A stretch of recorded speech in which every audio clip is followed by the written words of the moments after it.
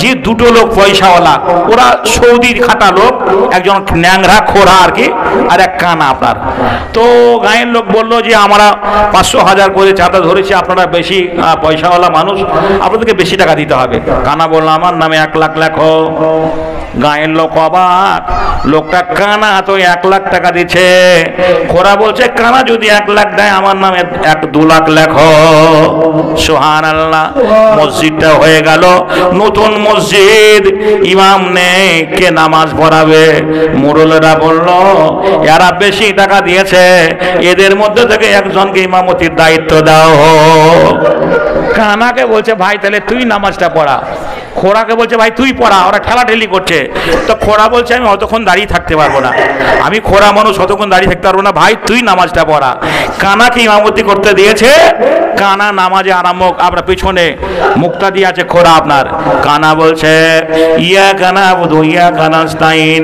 খোড়া বলছে শালা তুই যত টাকা দিয়েছে আমি তত টাকা দিয়েছি, তোর নামটা আগে হলো, আমার নামটা কেন বাদ গেল? একবার সালামটা ফিরা তারপরে মজা দেখাচ্ছি। আমি আল্লাহে মা বন্ধুরও বক্তা, যদি মা বোন প্রসঙ্গে আমাকে আলোচনা করতে দেন আমি 3 ঘন্টা পার করে দেব। ঘটনা হচ্ছে এখন এই সময় অল্প, আমি বলেছি যে 11টা বাজছে এখন, আর আধ ঘন্টা বলে ছেড়ে দেব। তো ভাইরা আমার, মা খালারা আমার, আমি মুসলমান ছেলেদের কাছ থেকে নামাজের কায়দা করুন জানতে পারলাম না। ওরা বললো ঈদ একবার যাই, বকরিদ একবার যাই, সবাই দেখো আমরাও তাই করি। একটা দিনিয়াত শিক্ষা বই সংগ্রহ করলাম। নামাজ শিক্ষা বই কিনতে পাওয়া যায় না, যায় না? নামাজ শিক্ষা, সহজ সরল নামাজ শিক্ষা একটা বই কিনে এলাম। রাত্রিবেলায় আমি তো হিন্দুর ছেলে, দেখি মা পুজো করছে, বাবা হরিনাম করছে। আমার বাবা প্রতিদিন বলে হরে কৃষ্ণ কৃষ্ণ কৃষ্ণ হরে হরে, হরে রাম রাম রাম হরে হরে। প্রতিদিন একটা কথা বারবার বলে। আমি ওই নামাজ শিক্ষা বইটা থেকে দেখছি বাংলা আরবি ভাষাগুলো বাংলায় উচ্চারণ সহ লেখা আছে। যেমনি বিসমিল্লাহির রহমানির রহিম, আলহামদুলিল্লাহি রাব্বিল আলামিন, আর রহমানির রহিম, মালিক ইয়াউমিদ্দিন, ইয়াকা নাবুদু ওয়া ইয়াকা নাস্তাইন। এমনি করে সূরা ফাতিহা থেকে নিয়ে সূরা নাস পর্যন্ত লেখা আছে। প্রতিদিন প্রতিনিয়ত ওই ছোট্ট ছোট্ট সূরাগুলো আমি হিন্দুর ছেলে মুখস্থ করতে শুরু করলাম। ভাই গো, একটা চোর যদি 10 দিন চুরি করে ধরা পড়বে না পড়বে না? একদিন রাত্রিবেলায় বইটা পড়ছি, আমার মা দরজার সামনে এসে বলছে মিলন দরজাটা খোল। আমার ভয় হয়ে গেল, নামাজ শিক্ষা বইটা লুকিয়ে রাখলাম। আমার দরজা খোলার পরে আমার মা আমার হাতটা ধরে বলল কোন বইটা পড়ছিলিস বের কর। মাকে বললাম মা তুমি ভুল শুনেছ। মারধর করতে লাগলো, 2 থাপ্পড় লাগিয়ে দিল। খোঁজাখুঁজি করে মা নামাজ শিক্ষা বইটা পেয়ে গেল। বইয়ের হেডিং এ লেখা আছে সহজ সরল নামাজ শিক্ষা বই। মা বললে এটা তো মুসলমানদের বই, তোর জীবনে কি এমন কাজে আসবে? আমার সামনে বইটা ছেড়ে দিল। মাকে বলেছিলাম মা তোমরা যাকে বলো স্বর্গ, মুসলমানেরা বলে জান্নাত।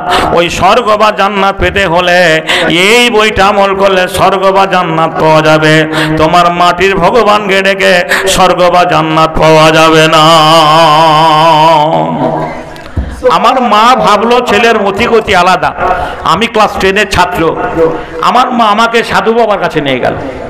জি, নিয়ে বলল যে আমার একটাই ছেলে, আমার ছেলে কেন এমনি করো দেখুন। আপনি সুস্থ সবল মানুষ, যদি কবিরাজের বাড়ি যান আপনি, তা আপনাকে অসুস্থ করে ছাড়বে। হয় বলবে জিনে ধরেছে, না হয় বলবে ভূতে পেয়েছে, না হলে বলবে তোমার বাড়িটা হাওয়া বাতাসে বন্ধ করতে হবে। আমার হাতখানা দেখে বললাম মা তোমার ছেলে কেনেছো, খুব ভালো করেছো। মা বলল গুরুদেব কি হয়েছে? বলল মা রে তোর ছেলেকে মুসলিম মেয়েতে ওষুধ খাইয়ে দিয়েছে। আমার মা সেজদায় পড়ে গেল। কার কাছে? কালীর কাছে। জিহ্বার করে কালী দাঁড়িয়ে আছে। মা বলল তোমার ছেলে, মা তোমাকে 16 কলা ভোগ দেব, জোড়া পাঠা দেব, তোমার নামে পুজো দেব, তুমি আমার ছেলেকে আমার কোলে ফিরিয়ে দাও। মাকে বলেছিলাম মা 16টা কলা কেন? লরি লরি কলা যদি তোমার মায়ের কাছে রাখো জীবনেও তোমার মা খেতে পারবে না। যার প্রসাদ কুকুরে খেলে তার আবার ক্ষমতা থাকে না, সে কি হেদায়েত করতে পারে? জোরে বলা যাবে না হেদায়েতের মালিক কে? এইভাবে আমার সংগ্রামী জীবন শুরু হলো। আমি ছাত্র জীবন থেকে নামাজ পড়ি। আল্লাহে একদিন নামাজ পড়তে গিয়ে ধরা পড়ে গেলাম। বাড়িতে নামাজ পড়ছি, দরজা বন্ধ করেছি, জানালা বন্ধ করতে ভুলে গেছি। আমার মা, জেঠিমা, কাকিমা নামাজ পড়া দেখে আমার মাকে বলেছে, তারা মারধর করতে শুরু করলো। আপনার একটা ছেলে বাড়িতে যদি পুজো করে, জি ওকে পাকা কলা দেবেন না ওকে মারবেন? জি মা খালারা, আমার বোনেরা, আমার জানাজানি হয়ে গেল। আমি হিন্দুর ছেলে হলেও ইসলাম ধর্মকে ভালোবাসি। একদিনের ঘটনা, আমার মা আমাকে বলল, বেটা রে, আজ যদি তুই মন্দিরে না যাস তোকে খেতে দেব না, খাবার বন্ধ করে দেওয়া হবে। ওয়াল্লাহি রে মা, আপনার ছেলে বেনামাজি হবে না, আপনার মেয়ে বেনামাজি হবে না। হাদিসে আছে, আল্লাহর নবী বলেছেন, তোমার ছেলের বয়স যখন 7 বছর হবে তখন তুমি তাকে নামাজের প্রশিক্ষণ দেবে, নামাজে পড়ার কথা বলবে। 10 বছর বয়সে যদি নামাজ না পড়ে শাসন করবে, ধমক দেবে। প্রয়োজন হলে তোমার ছেলেকে তোমার অন্যে রাখা যাবে না। 45 বছরের বাপই তো বেনামাজি, নাকি বলছেন? 45 বছরের বাপই তো নামাজ পড়ে না, তো 7 বছর ছেলে কি করে নামাজ ধরবে? আমার মা বলল, তুই যদি আজকে মন্দিরে না যাস তোকে খেতে দেব না। কোনো মা যদি তার ছেলেকে বলে, তোকে যদি নামাজ পড়তে না দেখি খাওয়া বন্ধ করে দেব, তাহলে কোনো ছেলে বেনামাজি হবে না। জি, আমরা সেই প্রশিক্ষণ, সে থিওরি তৈরি করতে পারিনি, সে ট্রেনিং দিতে পারিনি। আমাদের বাপ মা কেমন জানেন? যে ছেলেটা পরের পুকুরের মাছ ধরে আনে, পরের জমির ফসল চুরি করে আনে, জি তাকে বলি, বারে বাটা লক্ষ্মী আমার কাজের ছেলে করে খেতে পারবে। আর যে আনতে পারে না, বলি গাধা কোথাকার, খাবি পেট ভাগুন দে, একটা আনতে পারিস নি, ছোনা করে খাবার কুমির। জি এটা যে অন্যায়, এটা যে অন্যায়। জি লালন ফকির বলেছেন, কি বলেছেন? নামাজ হলো না রে তোর, সারা জীবন পড়লি নামাজ, নামাজের রাখলি না খবর। নামাজ হলো না রে তোর, ভোরের আগে সবে তুমি মসজিদেতে যাও, নামাজ পড়ে এসে তুমি হারাম রোজি খাও।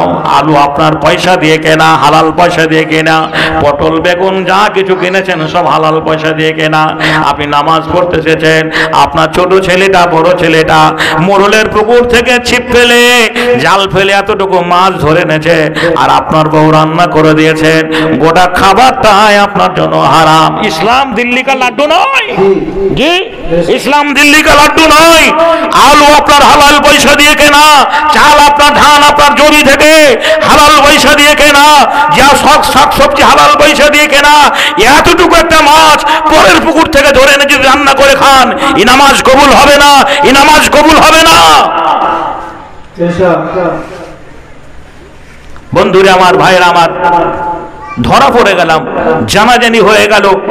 আমার মা নামাজ শিখার ওই প্রথম ধরা পড়ে গেলাম। তারপরে আমি ভাবলাম যে এখানে আমার নামাজ পড়া যাবে না।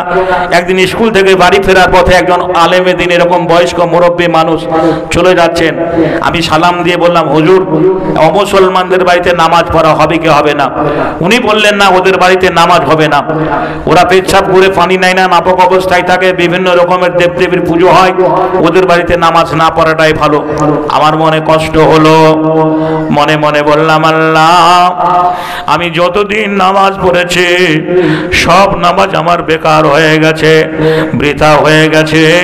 একটা দিনের জন্য আমার নামাজ মনে হয় তোমার দরবারে কবুল হয়নি। আমি যদি মুসলমানদের মসজিদে যাই, জানাজানি হয়ে যাবে। আমি যদি কোথাও নামাজ পড়ি, দেখে ফেলবে। দেখতাম বাবা মা ঘুমিয়ে গেছে, ক্লাসের পড়াশোনা করার পরে চোর যেমনি চুরি করতে চলে যায়, আমি নির্জন নিরিবিলি জায়গায়, খোলা আকাশের নিচে, পুকুর পাড়ে, খেলার মাঠে, ফসলের জমিতে নামাজ আদায় করেছি, তবু আজও নামাজ ছেড়ে দেইনি। একদিন নামাজ পড়তে গিয়ে ধরা পড়ে গেলাম।